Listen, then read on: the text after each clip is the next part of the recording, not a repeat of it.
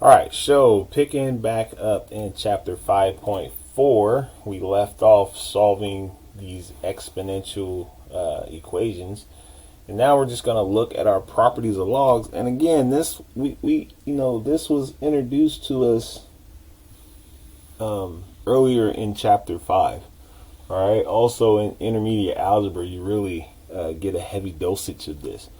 Okay, and so anytime why is the sum of logs true, right? Or why does this happen? Okay, and so just to show you this, and we can do this for all of our three properties of logs, but I just want to go with this one. So if I had the log base 10 of 30, this is basically saying if I just split 30 up into factors, right? So I can say the log base of 10 argument 6 plus log base 10 of 5, right? Because 6 times 5 is 30. Or I can say log base 10 of 3 plus the log base 10 of 10, right? Which is basically saying plus 1, because anytime my base is the same as the argument, this log becomes 1, right? It's just like anything to the 0 power. Okay, or I can say the log base of 10 argument 2 plus the log base of 10 argument 15, right? So all of these should equal the same as if I did this log base of 30. So if I go to my calculator just to verify that, right? So I'm going to say log base of 10 argument 30, and I get 1.477, blah, blah, blah, right? Or I can say log base 10 of 2 plus log base 10 of 15, which are just factors of 30, because 2 times 15 is 30. I get the exact same answer, right? And I can do that for 6 and 5, 3 and 10, right? I'm going to continuously get the same answer. And that's the same when I come to my difference of logs, right? If I'm dividing these two terms, when I do the subtraction of these two terms, I'm going to get the exact same solution. So that's why our properties of our logarithms work, or that's why they hold true. All right.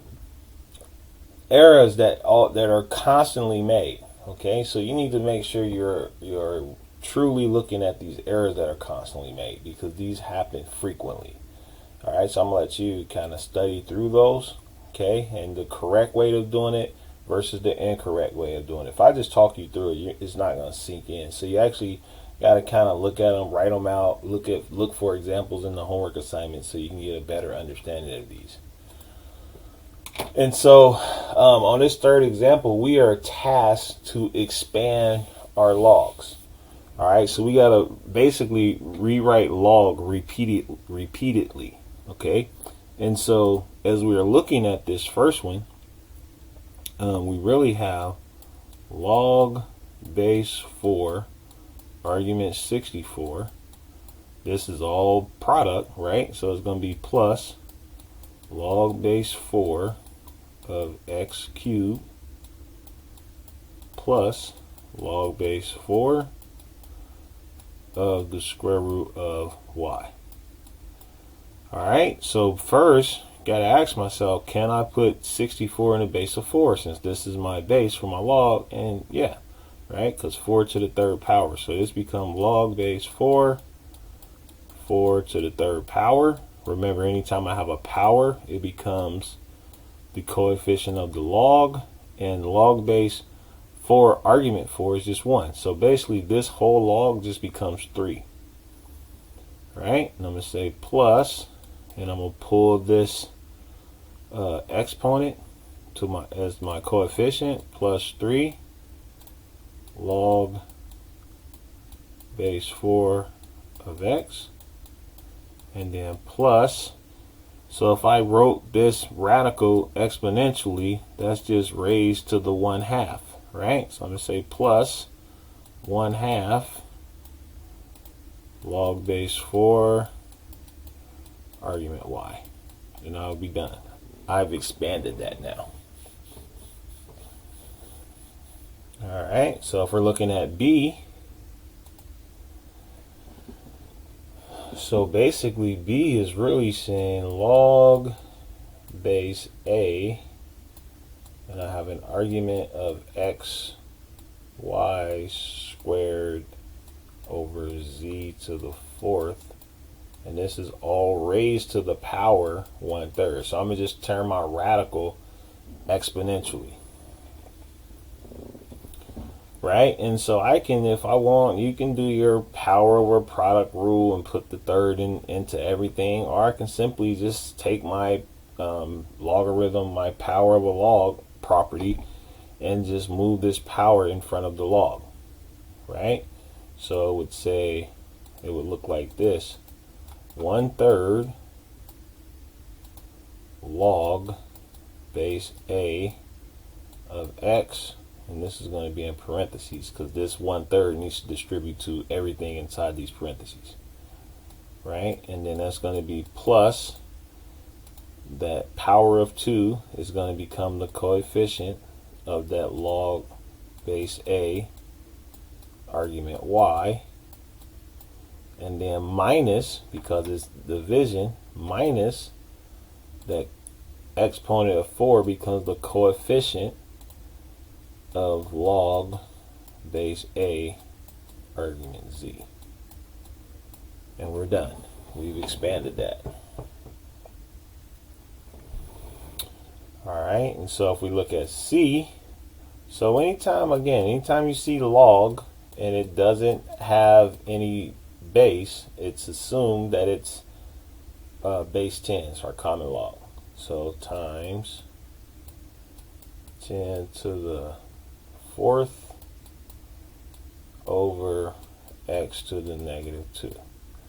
Right? And so there's a couple of things you can do looking at this. You can go ahead, this is just in scientific notation. So if you want to get this out of scientific notation, you're more than welcome.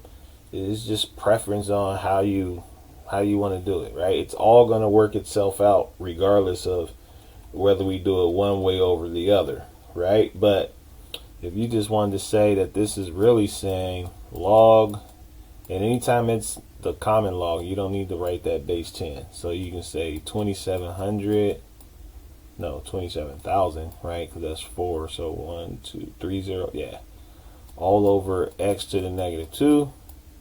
Then you can say, oh, well, I can use my negative exponent rule. So really I have log of 2700 or 27,000 x squared, right? And now I can expand this.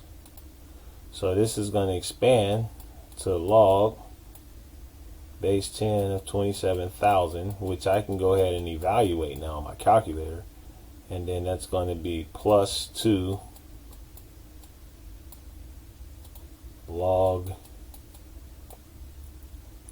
base 10 of argument x.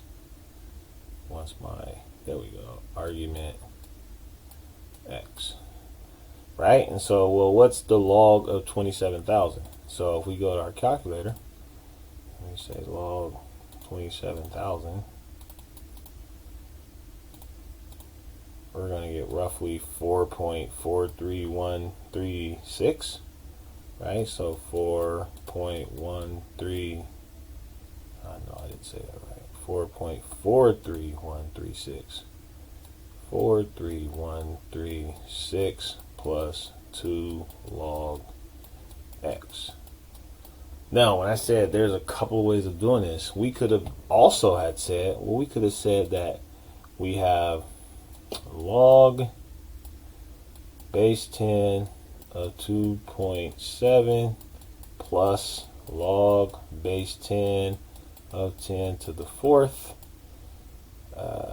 minus log base 10 of x negative 2, right? And so we could have evaluated this. So log of 2.7 will give us log of 2.7 is going to give us 0.43136, right? So 0.43136 plus log base 10 argument 10, where my 4 is going to become the coefficient, and then the logs is going to cancel, so that's just basically plus 4. And then my negative 2 is going to become the coefficient, which this is a negative 1, so negative 2 times negative 1 is just plus 2 log of x. And now I can just add these together, and you get 4.43136 plus 2 log x, right? Exact same answer. All right, so let's take another pause, and then we will come back and look at the last couple of PowerPoints. Talk to you soon.